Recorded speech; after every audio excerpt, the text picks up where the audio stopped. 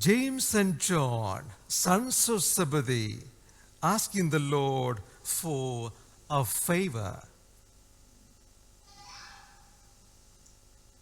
Who are these James and John? They were nicknamed sons of thunder. If you watch the film The Chosen, you know how the film portrays them. Full of passion and anger, full of energy, ready for action. And these two were, with the Peter, were the three of the Lord's, we say, favorites. The inner circle. I wonder why the Lord made these three his inner circle among the 12. My logic is these three really qualify with all their weaknesses and their strengths as well.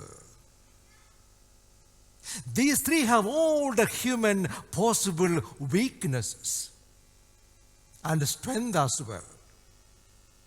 So having these three with me, I can tell the whole world who you are, what you are made of, and what you could be. An impulsive Peter with a delusional James and John. What more you need? But where they began and where they ended up. I gave a homily about James and John a few weeks ago. On them alone, on those two. Where they began and where they ended. It doesn't matter where you begin. What matters is where you are going to end up.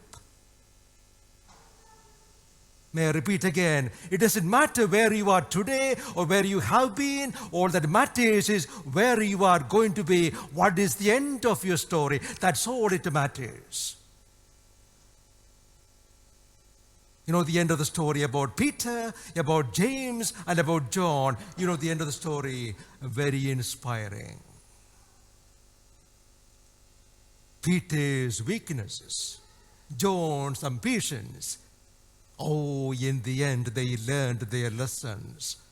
And they are shining beacons in our life. Oh, we can look at those three and learn a lot and shape our lives around their inspiring stories. The request of these two, the sons of thunder, they are two of the classic 4 substitutes for God. What are the 4 substitutes for God? In the words of Thomas Aquinas, all the human desires can be summarized into 4. The desire for wealth, pleasure, power, and honor. Wealth, pleasure, power, and honor. James and John are asking for the last 2, power and honor. This is something, these 4, we all can understand. We all have these. Whether we know them or not, we have all in us, all these desires deep within us. We can identify ourselves with these 2 and with Peter because we all have this desire for power, desire for honor, to be noticed, to be admired, to be appreciated, to have some power, to be the boss, to be in charge, to be in control. We all have, either as a parent or as a parish priest or as the head of an organization or as a head teacher, we all have that nothing wrong with them, nothing wrong. The power is to make something happen. As a head teacher, Simon can make good things happen in the school. He needs the power and the authority. Good indeed. We all need, nothing wrong with the power or or having the desire for honor. Nothing wrong with any of them. But they can be dangerous. Those four can be dangerous if we don't understand the purpose behind all those God-given gifts or desires. To summarize all this, what the Lord's answer to James and John, to summarize his answer about God's kingdom, where things are all upside down. In God's kingdom, everything is upside down, not the way we look at it. Again, I will use Thomas Aquinas' words, very few words, but everything beautifully put. Here they are. Thomas speaks about human desire for beatitudo, fulfillment. If you are looking for fulfillment in life, not happiness.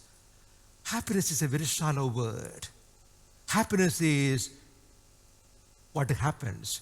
It may like the weather. It happens. Good things, bad things. Your happiness it's a very shallow experience. Joy, unending, unchanging joy. That is beatitudo in the words of Thomas Aquinas.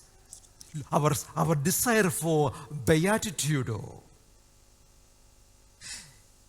If you follow this, in the words of Thomas, commenting on the words of Jesus, if you follow this, only a few words, not this, the same as the Lord says. In the upside world of God's kingdom, it is about a cross, not a crown. It's about being the last and not the first. Being a servant and a slave, not the Lord. About service and not privilege. About self-sacrifice, not glory.